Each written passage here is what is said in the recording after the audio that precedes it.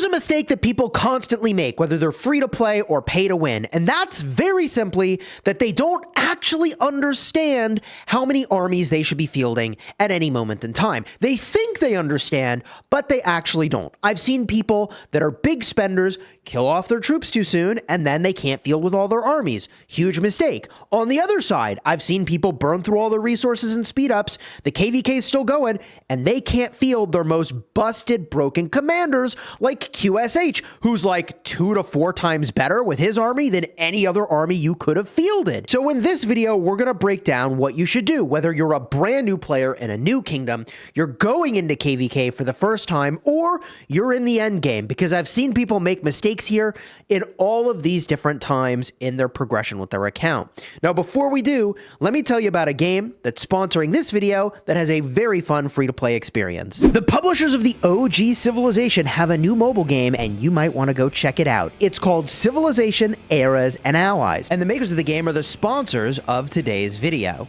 It's a history-based hero collection city-building war game where you'll explore new lands, conquer barbarians and other players to capture seats of great power called city-states. And from those city-states, your alliance will race to be the very first to build the wonders of the world. But perhaps one of my favorite aspects of this game is the hero system and the rich options there are for hero customization. You see, for each hero, you can change out their skills, you can change out the troop type that they lead, and you can even customize their stat bonuses. This is a game where game knowledge is rewarded tremendously, which is in part why I've made a dedicated channel to cover the game. So if you want to check out Civilization Eras and Allies, use my link in the description to download the game. Using that link will support my channel, and at the end of this video, I'll also have links to videos on my dedicated channel so that you can get a super fast start in the game. Thank you again to Civilization Eras and Allies for sponsoring this video. All right, folks, let's jam. We're going to start with a brand new kingdom. So if you're just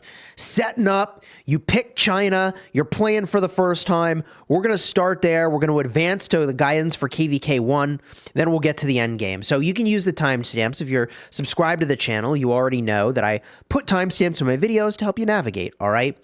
And if you're wondering what commanders to work on, I also covered this in depth, and comments on that video were the inspiration for this one. I gave people the exact combinations I would make if I was starting over, and some people said, but Chiscool, I actually think I should only field one army right now. And I was like, you know what? You're right, and let's talk about that. So what factors influence how many armies you should bring?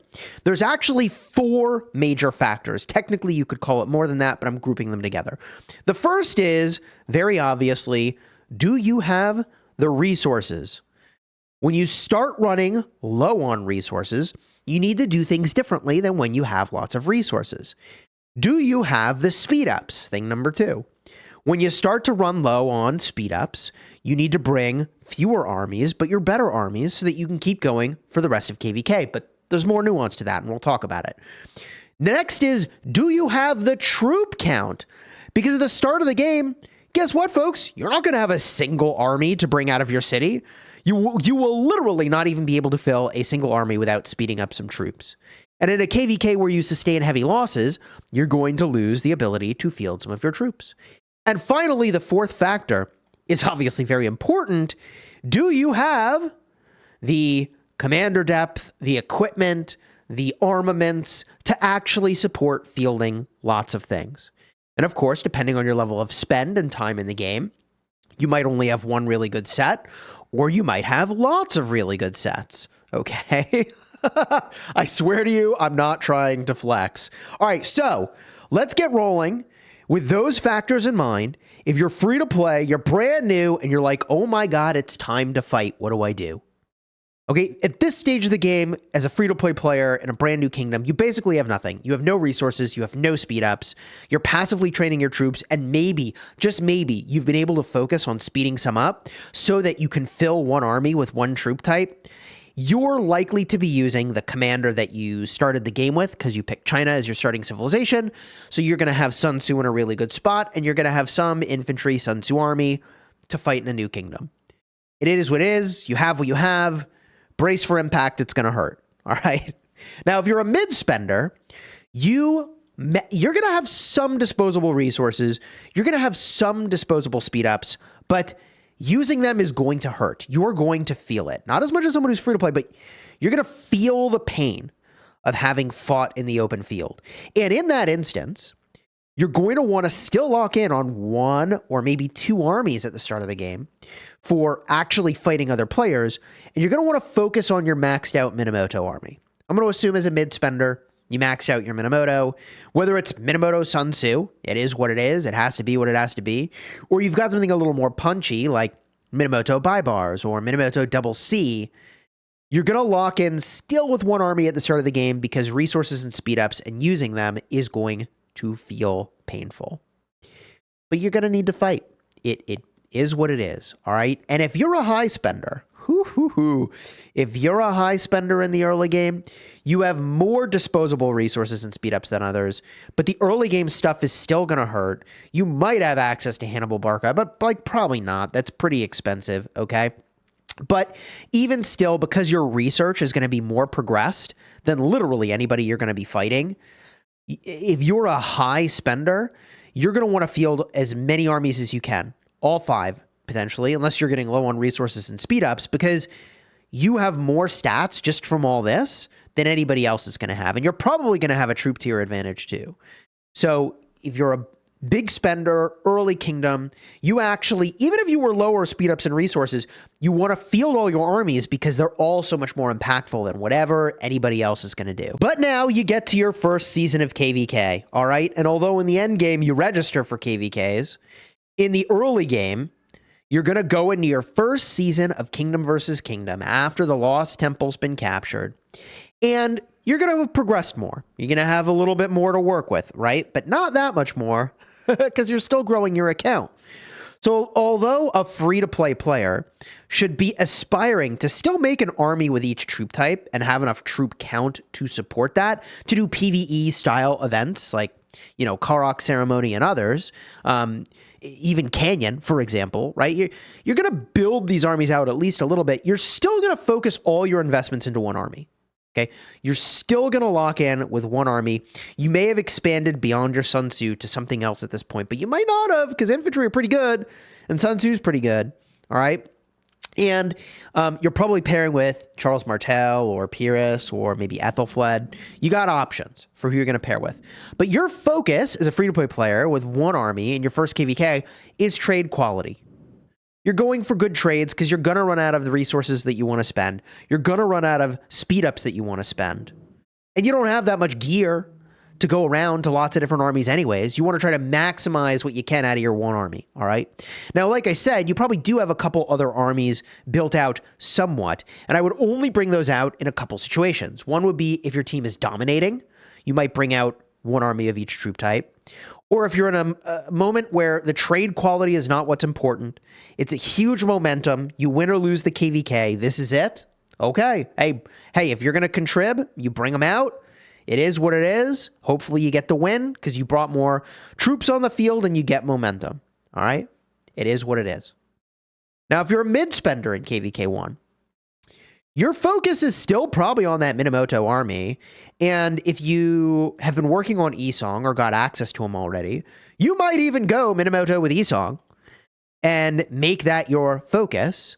But as a mid-spender, you should have 3 decent armies. Your goal would be to use those 3 decent armies a bunch of the time. And as you start to get lower on resources and speed ups that you wanted to contribute to your KvK, then you're going to lock in with that one army and bring it out more. And the goal here is to not waste a bunch of resources and speed ups on your weaker armies when there was more KvK to be fought, but you're benched because you're out of resources and speeds. You'd be better off contributing for longer and using fewer armies to do it. All right? High spender, very much in the same situation that you were in before at the start of your kingdom. You're using your stat advantage to bully. You still have a stat advantage from base tech. That will disappear in the end game when everybody has the same base tech and has their tier 5s. So enjoy it while you have it. You should absolutely be using 5 armies to smash and peel back your armies as you get lower on resources and speeds to your best gear, okay? Once you are getting low, you pair back to those best armies. And now we get to the end game. And players in the end game are really like, bro, come on. Like, is this video even really necessary? Well, I see this mistake all the time where people tap out of the KvK, but QSH exists. Let me explain. In the end game, QSH is so much better than every other commander. Reports are literally 2 to 4 times as good. As like one QSH army is actually unironically like 2 to 4 armies worth of value. It is insane. Maybe 4 is a little aggressive, but if you were only playing one army, don't you think you could trade stupid good every time you ran it out? And that is, in my opinion, what a free-to-play player should aspire to do the moment they feel like their resources or speed-ups are in trouble. If they cannot run their QSH army for literally the entirety of the fighting, then they need to run fewer armies. Now, hopefully, your resources and speed-ups are better than that, and up until that moment, you are bringing many more armies onto the field, ideally 5 all the time, depending on how old your account is, obviously. But you need to be very attentive, especially if you're just getting to the end game rather than having been in the end game for a long time, to the quality of those armies, because you should lock in with QSH, you should push the stats on this, you should push the armaments for your archers as the prio, at least at the time of this recording. That could change a little bit, and there could be more commanders that can do this kind of result. But certainly for the next year or two, as we're getting more commanders maybe at his level of power, you need to be able to field those commanders for the entirety of the fighting. And just doing that, unless you need momentum, which is at times what you'll need, and you bring those armies out for that without hesitation, you, as a free-to-play player, are going to need to focus, especially because Crystal technology now lets you focus even more. So you really lock in with, I've teched up archers, I'm running QSH from start to finish, and if my account could be online 24/7 doing that, right? And then I run out of speed ups and resources at the very end of the fighting. I know you can't predict when that's going to be. That will be like perfect execution, right? With the exception of when there's momentum, okay? And when there's momentum, you need more armies, and you need more armies because, you know, one great army still can't offset many, many enemy armies. It's just a question of trade quality, all right? And a free-to-play player is more likely to run out of stuff, which is why you got to be more mindful. Now, when you get to the mid-game, I mean, like, the same guidance is kind of true with QSH. Like, I've seen people tap out of KvK when they're like, oh, I ran out of resources and speed ups, I'm out. And it's like, but we still have like 3 days of fighting, bro. Like, if all you did for those 3 days of fighting is bring out QSH, it would really make a big difference because he's just that good right now, okay? So when your resources or speed ups become low, if you're a mid spender, that is when you peel back from like your 5 armies to fewer armies. And if you get really, really low, like, fine, then all it is now is your QSH, right? But this one army has 2 to 3 to 4 times the contribution of like literally anything else you can do. So like, never hinder your ability to keep doing this. I would know what it means to be a mid-spender because I have a mid-spender account. It's 100 million power. It's an older account, so I have some pretty good stuff. But I do this. I run out the 5 armies. And what I don't do, and this is something that triggers me, what I don't do is lose so many troops that I can't field the number of armies that I want to field. That is the mistake that I see people make all the time. It's like day 2 of KvK and someone's like, oh, I can only field 4 armies now. I ran out of this troop type. And it's like, bro, we just getting started. You can't sacrifice our field advantage like that. Like, it's bad for the team. Like, I get that you're like, yeah, I'm helping this flag, but like, you're going to help the rest of flags for the rest of KvK if you can field. And importantly, I'm a mid-spender, but I'm only fielding 5 marches. And I want to double-click on that for a second, because I know that if I try to go to 6 or 7, I'm going to run out of the resources and speed-ups to support that, and my quality of trade is going to drop quite a bit, and I'm not teched up enough for that anyways. So I only run 5. I might run 6 at some point, but I'm still working on the gear on that account. I'm chilling, man. All right? Like, even though I could tech up to 6 or 7, and I had the commanders on that account, the trade quality is going to drop dramatically. And so even for momentum's sake, I haven't done that yet. I might go to 6, and that's like reasonable. But I think you get the point that, like, as a mid-spender, you have choices to make. and it's going to depend on your resource or speed up count. I suppose technically on my small account, I could justifiably go in and try to run a 6th army. But, you know, I'm just getting to the point where I feel like my gear could do that. Now, this brings us to high spenders. All right? High spenders, I would say, are very obviously slamming all 7 armies until they're very, very, very low. And then they're going to go top up. Right? Then they're going to go top up. And the big thing that high spenders blunder is that they train too many troops and then don't have enough speed ups for KvK. Like, I'm 151 million power. I used to hover around 200 million power. I field fight more than I used to. I've got about 36 billion kill points right now. And so I train less because I field more. And like that's what had to be done in order to be able to keep fielding that way, right? So, as you start to kill off your armies, you're going to want to kill off your weakest armies first, which is a thing that happens. So when I start to drop down to 5 armies, the first thing I'm getting rid of typically has been my leadership army. Okay. And then from there, it's certainly archers are just like, you know, really kind of weird, but they do have one good march and it's QSH. So you keep running that like for the rest of KvK. Okay. And the funny thing is that like this guidance is very similar to what I've been saying for like a really long time, but I still see people kind of mess this up where they have tons of resources and speed ups, but they killed off one of their armies at like the first couple of days of KvK filling a flag. This is a mistake in the end game that people make all the time. And field momentum, I would argue, is more critical than ever. We're long past the days where you can have bottomless forts constantly dropping on top of each other to sustain your position. So you got to be smarter about how long you hold on to certain armies and what you're doing with your troops. Let me know your thoughts down below in the comments if you have alternate guidance for any of those stages of a player's development and their level of spend. And a big thank you again to Civilization Eras and Allies for sponsoring this video. You can check their link in the description and pinned comment, and doing so will support my channel. Until next time, you have fun smashing your enemies. Take care, everybody.